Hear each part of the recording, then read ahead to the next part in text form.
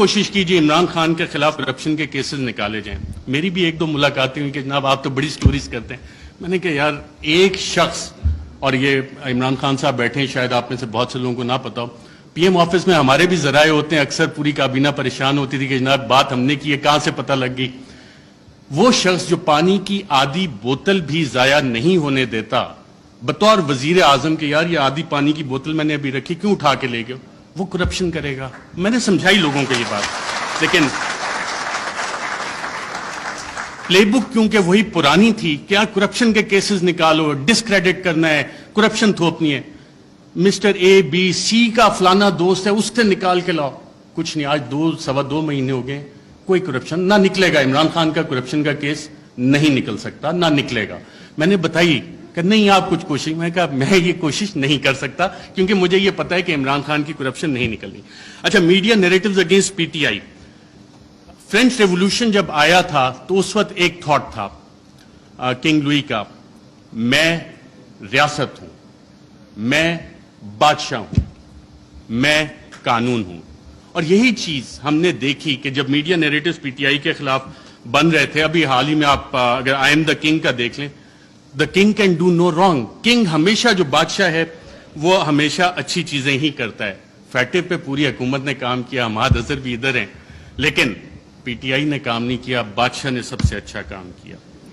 I am دا لا, قانون میں ہی ہوں. پولیٹیکلی آئسولیٹ کرو پی ٹی آئی کو. آج پی ٹی آئی واقعی پولیٹیکلی آئسولیٹڈ ہے. کون سی سیاسی جماعت ہے جو پی ٹی آئی کے ساتھ اتحاد میں کھڑی ہے؟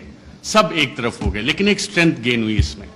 پاکستان کی عوام بغیر کسی کال کے نکل آئے, اور شاید جو وزیر اعظم عمران خان کا آخری دن تھا وزیر اعظم ہاؤس میں, اس وقت جو لوگ نکلے اور جنہوں نے رپورٹ کیا, آئی تھنک عمران ریاض تھے, باقی ہم لوگ بھی تھے, ان سب نے ایک بات نوٹ کی. آپ نے خود بھی اپنا دفتر چھوڑنا ہونا, کافی ٹائم لگتا ہے, کہ ایک شخص فوراً اٹھ کے چلا گیا اور کہا, جب سوال جواب ہوئے, کوئی رہ تو نہیں گیا, اکیلا کر دیا ہے, اب اس کے ساتھ کس نے کھڑا ہونا ہے؟ پاکستان کی عوام کھڑی. یہ وہ ڈفرینٹ فیکٹر تھا, چینج تھی, جس کو کسی سازشی نے, کسی بھی سازشی نے کیٹر نہیں کیا ہوا تھا. یہ وہ ویریبل تھا, عوام کا ویریبل تھا, جس کی وجہ سے یہ چیزیں. میں کوئکلی تھوڑا سا 2 منٹ اگر آپ کی اجازت ہو تو سائفر کے اوپر بھی بات کرنا چاہوں گا. سائفر پہ بھی میڈیا نیریٹیوز بڑے بڑے مزے کے بنے, اس پہ اور ڈیبیٹ بھی ہو سکتی تھی, کافی مزے کی چیزیں تھی. پہلا کیا بنا جی, پہلی میڈیا نے رپورٹ کرنا شروع کیا اور باقاعدہ یہ بتایا گیا کہ جی سائفر تو ایگزسٹ ہی نہیں کرتا, سائفر نام کی تو کوئی بلا ہی نہیں ہے. پھر دوسری چیزیں, میڈیا کی یہ سٹوریز آئیں اور ریکارڈ کے اوپر موجود ہیں, پرنٹ کیے ہیں, ٹی وی پروگرامز ہیں, کہ سائفر تو یہ ایزمپشنز پہ بیسڈ ہے. وہ ایزمپشنز ہیں ہمارے ایمبیسڈر کی یا کس کی. پھر یہ بھی کہانیاں میڈیا میں آئیں کہ جی یہ تو فارن آفس میں خود ہی پی ٹی آئی والوں نے بیٹھ کے بنا لیا ہے, یہ تو شاہ محمود قریشی نے خود ہی بیٹھ کے بنا لیا ہے. پھر جب وہ بھی ساری چیزیں, کیونکہ سائفر ایگزسٹ کرتا تھا, سائفر موجود تھا, پھر کہا گیا جی کانسپریسی کا ایویڈنس کوئی نہیں ہے. اچھا, پھر عمران خان بطور وزیر اعظم, میرا خیال وہ کرکٹ کھیل رہے تھے, اور جب انہوں نے کہا تھا کہ مینٹلی میں اسٹرانگ ہوں, تو بہت سے لوگوں نے انڈر ایسٹیمیٹ کیا. انہوں نے کابینہ کی بھی کمیٹی بلائی, کابینہ کی اسپیشل کمیٹی غالباً 30 مارچ کو ہوئی. 30 مارچ کو میں نے سابق وفاقی وزراء سے پوچھا, وہاں کانسپریسی کی بات بھی ہوئی, کانسپریسی کا ذکر بھی اس میں ہوا, اور پھر 31 کو نیشنل سیکیورٹی کمیٹی بھی انہوں نے بلا لی, اور اس کا بھی مور اس پہ لگ گئی کہ بلیٹنٹ انٹرفیرنس.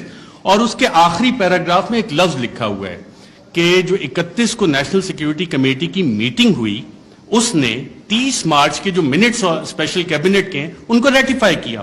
اب 30 مارچ کو آپ سب وفاقی وزراء جو اس میں بیٹھے تھے, اس وقت کے وزیر اعظم اس میں بیٹھے تھے, ان سب نے کانسپریسی اور سازش کا لفظ اس میٹنگ میں ذکر کیا. یہ میرے ذرائع نے مجھے بتایا ہے, آپ سبھی یہاں پہ بیٹھے ہیں, اگر کسی نے کانٹراڈکٹ کرنا ہے تو سابق وزیر اعظم خود بیٹھے ہیں, وہ کر سکتے ہیں کہ 30 مارچ کو جو اسپیشل کیبنٹ میٹنگ تھی اس میں سازش کا ذکر ہے. بالکل سازش کا, میں ایز اے جرنلسٹ کلیم کر رہا ہوں. پھر یہ کہا گیا کہ جی وہ انٹیلیجنس ہم نے خود ہی کر لی, اور انٹیلیجنس کی بیسس پہ آبویسلی اس پہ سوال اٹھے کہ انٹیلیجنس, ہمارے انٹیلیجنس کے ادارے بہت اچھا کام کرتے ہیں, دہشت گردی کے خلاف بہت اچھا کرتے ہیں, پاکستان کی سیکیورٹی کے لیے بہت اچھا کام کرتے ہیں. لیکن مسئلہ یہاں پہ آتا ہے کہ جب انہیں ڈریگ کیا جائے سیاسی معاملات میں, اور یہ کہا جائے کہ جی انویسٹیگیشنز ہوئیں, کون سی انویسٹیگیشنز, یہ سوال ہوا ہے. اب ریجیم چینج میں انٹیلیجنس کا ایک بنیادی کردار ہوتا ہے, انٹیلیجنس انفارمیشن کا بنیادی کردار ہوتا ہے.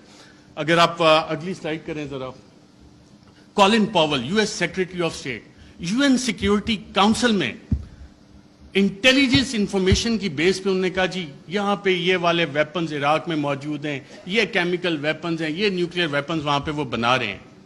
इराक वॉर खत्म हो गई, इराक तबाह हो गया।